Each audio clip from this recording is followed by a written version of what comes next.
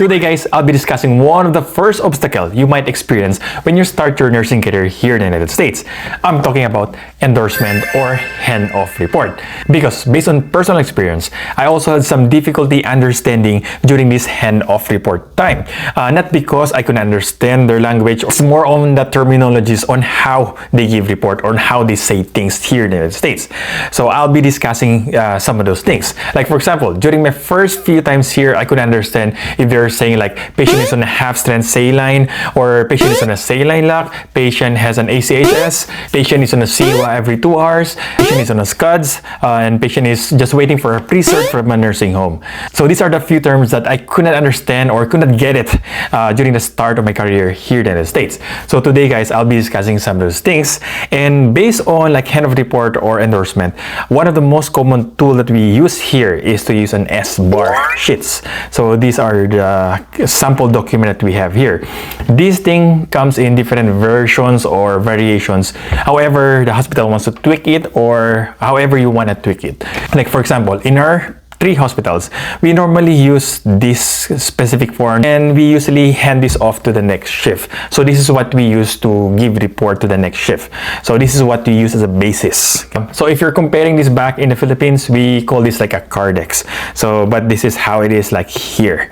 Most places we hand off these things from one shift to the other, but in some places, like in my current place now, we don't really hand this off to the next one.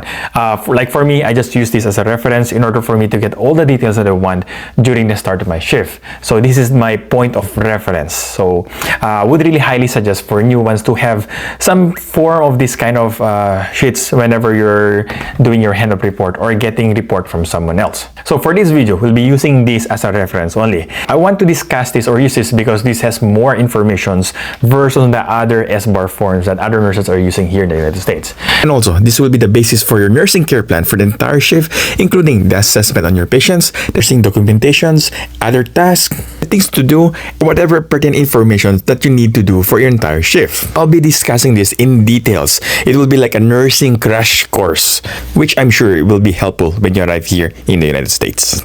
So let's start. So of course, the top part is how you start giving report. Like name, of course, like John Doe. Then room number is room 355. Then age, sex.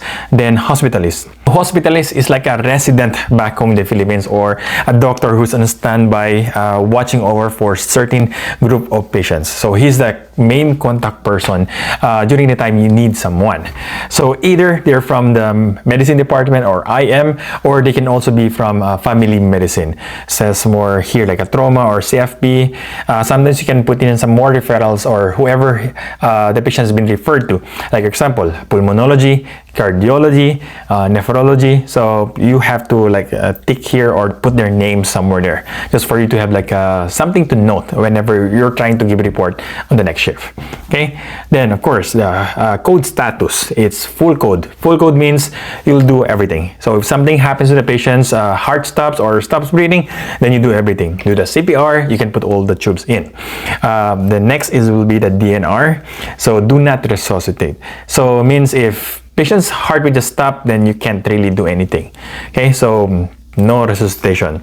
And sometimes you will see patients has DNI.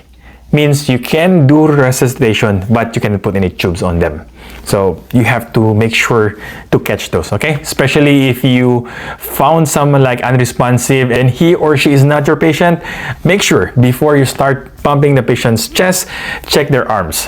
Why arms? Because most of the patients here in the United States, if they have DNR or DNI code status, they usually wear a form of a bracelet that says DNI or DNR. Okay, so that's how you know if you should or should not do the CPR for one particular patient that is not your care or under your care, I mean. Okay, so that's one thing. Further below will be the situation. Okay, so the S. So here, basically, we put whatever the complaints of the patient is, what the patient was admitted for, the diagnosis. So we put this here, or whatever like stories you can put in. So this is where you put in. So most likely it's like a narrative form. Example, patient came here with complaints of abdominal pain for 3 days and with a right lower quadrant pain. And patient has been diagnosed for having appendicitis. So something like that. Okay. So next. B, background. So here normally is where you can find the past medical history. So this is where you encircle whatever past medical history the nurses will tell you. Whenever they give report to you, normally they don't mention everything on the past medical history. They will just select the pertinent things that they deem important. And sometimes they do miss things that are important.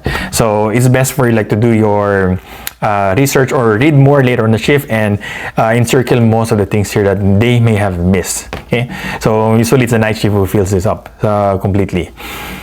So of course, like DM, diabetes, CHF, congestive heart failure, hypertension, coronary artery disease, PCI, intervention, hyperlipidemia, peripheral vascular disease, GERD, COPD, asthma, CKD, end-stage renal disease, smoker, drug abuse. We have a lot of those. Psych, CVA, dementia, hypothyroidism, and cancer. And you have a little bit more space for whatever you want to add on. So normally, if they're older, you encircle more of them over here. But if they're younger, normally they're blank. So it's nicer to have someone who's younger for patients, especially those who are really ambulatory.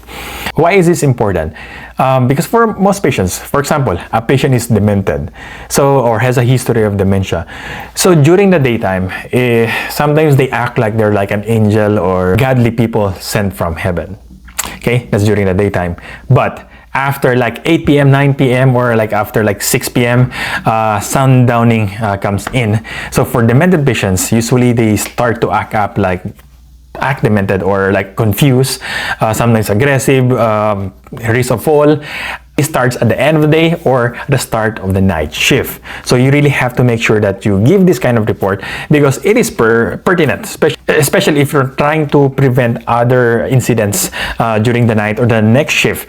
So you don't want anything to happen to this patient. And based on their past medical history, knowing this can help prevent falls for that particular patient, thus preventing problems for you and your management. So, see what I mean? So, another example, like for CHF or congestive heart failure. So, one thing to note here is patients with a history of CHF, they are technically or have a higher tendency for them to have fluid overload. So, that's one thing you want to give report to because if you have a patient who has an IV fluids running and they have a history of CHF, so that's one thing to note is to listen to their lungs more closely just to prevent them from having like shortness of air or like having fluid overload that leads to like a shortness of air, so something like that. So some of these past medical history are important. Okay, then next part will be the tests. So the MRI, X-ray, CT, echo, endo, ultrasound, and CAT. So if whatever they underwent here, just encircle this things they underwent and just write whatever like pertinent results that they have. For example, you encircle the X-ray. Patient has a right lower lobe pneumonia, so just put in a small note there. Or for the CT, patient has some sludge or some blockage over the biliary tree. So something like that. So next, let's go to the A for the assessment. Okay, first let's go to this first tab over here. So says here like contact precaution, like MRSA if they had a history of MRSA, C. diff or Clostridium difficile. If there is C. diff, so there should be like a contact precaution wherein aside from basic contact precaution, you have to remove all the hand sanitizers or put a sign on the hand sanitizers that those things are not enough for this particular patient. You have to make sure to hand wash because the bacteria for the C. diff can only be washed out with soap and water, not by hand sanitizers. So like ESBL, flu, so droplet precautions or neutropenic precautions. So these are a few things that you want to hand off to. Okay, then below will be the need if you need to collect some samples like for urine sample, if you need to collect a urine culture or just plain urinalysis, respiratory or sputum sample for culture or just for basic analysis, flu, MRSA swab, or sometimes you can add here COVID swab. So these are the few things that we normally collect from patients. Oh, of course, never forget the poop. So, so this is where we usually write for if someone needs a poop. I don't know why it's not included here. Usually it's basic part of this form. Then next will be the extras. So like patient is a daily weight. So depending on hospital or their protocol or their standard of care, like in our first hospital, anyone who has LASIX or anyone who has CHF or anyone who has CKD, we do daily weight automatically. And it's usually at 6 a.m. or like before 6 a.m. or when they wake up. And usually night shift is the one getting those weight. This is one of the routines that we are normally doing here. But in some hospitals, if they don't have an order, normally they don't do it. But for me, usually I still prefer doing this. Same thing with those things I said earlier for daily weight, same with strict IOS. So for us, they use this. And sometimes if, depending on the standard of care for that particular hospital, you can follow if they have some orders there. Okay, so full race, they have a specific category wherein they'll fall, like low, moderate, or high fall risk category. And different categories has different kind of interventions that you should apply. Okay, so take note of this. Then an observation or one-to-one seater. Example, a patient came in with a suicidal ideation and they have plans of killing themselves. Normally, you will always have someone to sit with that patient 24/7. Yep, that's like a basic protocol anywhere. I think there's a specific term they call here, like a 72-hour hold. It's like a 3 days hold. So meaning there's a sitter for 72 hours to watch the patient and make sure he or she is okay while you are giving some medications or treatment for this particular patient. Of course, if they're on a 72-hour hold, they have some protocols that you have to keep in mind. For example, patient comes in, you have to take off all the cords, wires, or anything the patient can use to strangle him or herself. So no personal belongings, no cell phones. So as much as possible, try to keep the patient safe. No metal objects like a spoon or fork or knife whenever the food comes in. So there's a lot of protocols that puts in whenever a patient comes in for a suicidal ideation. Okay, so that's one thing to take note. And of course, NPO at midnight if patient has some upcoming procedures in the morning or planned activities. This includes patients who are having a cardio referral. Depends on particular hospitals, but if they have a new cardiology appointment or referral or consult in the morning, you have to ask your charge nurse or check with them if a patient needs to go undergo an NPO after midnight. So when they come in the morning, they can order some tests for that particular patient, which involves the need for having a fasting, labs, or procedure. So just make sure to ask your charge nurse. Okay, so now let's go back to the A. Okay, like here for the IV. So normally they just write here 20 or 22 for the gauge of the IV, then right or left. And you see this SL, it's called saline lock. Means patient doesn't have an IV fluids running on it. It only means that it's only on HEP lock kind of thing. So it's like disconnected, only you can see the IV port on it. So nothing runs on it except for an antibiotic from time to time. So that's what they meant with the saline lock. Okay, so this is one of the things I don't know what they meant before. Of course, you have to take note where the site is. If they say 20 on the right AC. At first, I didn't know what AC meant. So here it's like antecubital. So this is where AC is. If the IVs are found here, it's called AC. Then next is FA or forearm. So if the IV is located over here on this part, okay, or hand or wrist. So UA is upper arm. So somewhere here. Sometimes they insert people on those particular areas if they are really hard to stick. Oh, by the way, stick means like poke or insert an IV. So hard sticks. So that's one term also for you guys. And on the next side will be the IVF or IV fluids. So like I said earlier, it's NS or normal saline. This is equivalent to 0.9 sodium chloride back in the Philippines. So we don't use the term sodium chloride here. So don't say 0.9% sodium chloride, say normal saline. Full strength if they want to ask specifically. Okay, so full strength means 0.9%. So if you say half strength normal saline, it means 0.45% sodium chloride. Okay, so there you go. I find this funny because there's like flashbacks coming into my mind when I was like having my first shift and they were telling me about this. So it's like I couldn't understand what they were saying. Okay. The next will be the D5 half strength. So it means dextrose with 5% and has a half strength normal saline or 0.45% sodium chloride. Then next will be the D5 normal saline. So it means a full strength. Okay. So LR, or they say lactated ringers. So that's how they say it here. ABX is like an antibiotic. So I just encircle this if they're just being treated with antibiotics. And sometimes I write it down here, like whatever their antibiotics are, like azithromycin, ceftriaxone, something to note. The next will be, under it will be the rate, of course. Like they will say, patient has an IV of gauge 20 on the right AC, running NS at 100 ml per hour. So that's how they typically say. Okay, so you have to make sure to write them fast. Okay, so gauge 20, right AC, normal saline at 100 ml. They won't even say ml, they will just say at 100. So here you go. Then, of course, if patient has some drips, so you can just write heparin. So you have to make sure the titration they're running with. And for the heparin, they usually go by the dose versus the ml. That's what they head off usually. Of course, there's a equivalent rate for this, but most likely they just hand off the dose. The next one will be the neuro. Of course, ANO, alert and oriented. Okay, so that's what it means. Okay, put in ×1, ×2, ×3, or ×4. ×4 means alert to person, place, time, and like situation. So something like that. So that's what we normally use. So if like for me, I'm alert oriented ×4. But if patient is demented and if you ask him some few questions and he couldn't answer some of them, he or she only knows himself, alert oriented ×1. Okay, so whatever questions they can answer, just put here alert or 1 to 2 or 2 to 3, something like that. And of course, you have to encircle confused if they are confused.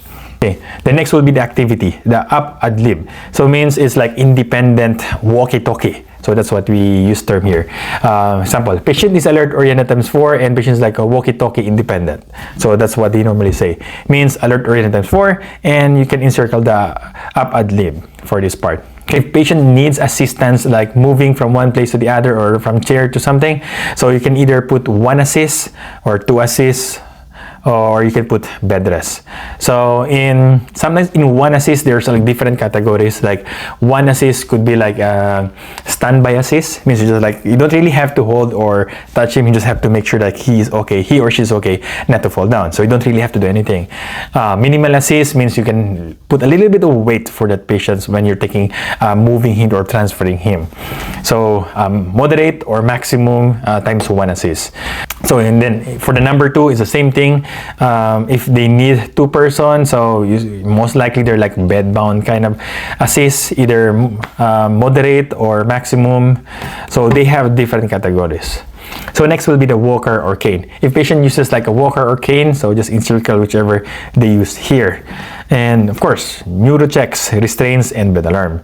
So for neuro checks, usually for those patients in ICU or in neuro wards, they usually have this like every 1 to 2 hours, every 15 minutes also. So depending on the protocol on what fits for that particular patient, depending on their status. So but for floors, normally we do it like a Q4 for med-surg tele, unless there's something that has gone on with the patient. So for example, the patient has fallen and hit his or her head. Sometimes we do Q15 monitoring for a few hours, then move to Q1, then Q2. So this depending on the incidence and your protocols in your hospitals. Okay. Then of course restraints. So we do apply restraints for some patients, soft restraints, or sometimes we use a mittens, like what we use for babies, but it's meant for adults and has like a big foam. It looks like a boxing glove that you insert in the patient's hand, and you have like a strap or a tie-in over here. So we use this if patient is like an old and just has tendency to pull things out. So we use mittens, especially for patients who can't really like get up. So we use this. Of course, bed alarm. Patient is a high risk for fall or moderate risk, so you have to make sure you put the bed alarm on. If they refuse, then make sure to document it somewhere. Okay. Next, of course, the pain level, location, medication. So we just briefly tell whatever pain the patient experiences during her or his shift, and we put some of the medications that patient takes here. For example, morphine, Q2 or Q4, or Norco, 5 milligram for moderate pain, and 7.5 to 10 milligram for severe pain. So something like that. We take note here. So whenever we give report, we know when will be the next dose for this particular patient. So whatever pain meds you have here or pain patient is experiencing. Okay. Next will be the respiratory. So O2 at blank L and C. So the oxygen titration. If patient is using an oxygen for 2 liters, 3 liters, 4 liters, 5 liters, so you write it here. If patient is using a nasal cannula, or if patient is using a room air or is in room air or no oxygen at all, so you encircle this. Or if patient is on non-rebreather mask, so you encircle this. CPAP and BiPAP. So these things, a patient is using like a machine whenever he or she sleeps. So normally it's a CPAP or BiPAP at night. So sometimes you see your CPAP at HS or CPAP at night or BiPAP at night. So you can normally find these particular terms. So usually if they have problems with sleep apnea or something that affects their sleeping or breathing pattern whenever they're sleeping. Okay, so you can encircle this. And sometimes for the CPAP or BiPAP, some patients, especially for patients who has respiratory problems, so sometimes they use this like continuously. And of course, you can write some of the settings over here. Then of course, next will be the breath sounds. Like I discussed in my other videos, you have to determine if patient has a clear lungs, diminish, wheezes or crackles, coarse crackles, fine crackles, ronchi, or those kind of things. I did a video of this of some lung sounds, so if you want to listen to those. So this is part of your daily assessment, so especially for patients who have respiratory problems, like patients coming with pneumonia or patients with congestive heart failure. So these are the things you want to take note, okay? Then of course, treatment is patient is taking any nebs, so you just encircle them. IS is incentive spirometer. This is a device wherein it helps them like do some breathing exercises. So you take note of the number of the maximum amount they can pick on that incentive spirometer. It's usually like an inhale kind of thing, and you see the ball go up. Okay, so you can whatever the highest or the peak the patient can attain, then you write it down on your nurse's note or your assessment field. Okay, next will be the cough, so productive or non-productive. Of course, the VS trend. If there's something like abnormal, for example, a patient had a fever last night of 104, so you can write it here. So just mention to the next shift, or patient has an increased RR. So patient is like a 33, 34 RR, so put it here. Or blood pressure is like 170, 180. So something out of the ordinary. But if it's normal, then you normally just leave it blank. The next will be the cardiovascular. I think that's it for this part 1. I think there's too much information as this video is already long. I'll be discussing the other half on the next video, okay? So please don't forget to click the subscribe, like button, and share with your friends. Again, I'm Nurse Juan de la Cruz, your OFW nurse. Thank you for watching and best. Bye-bye. Stay safe.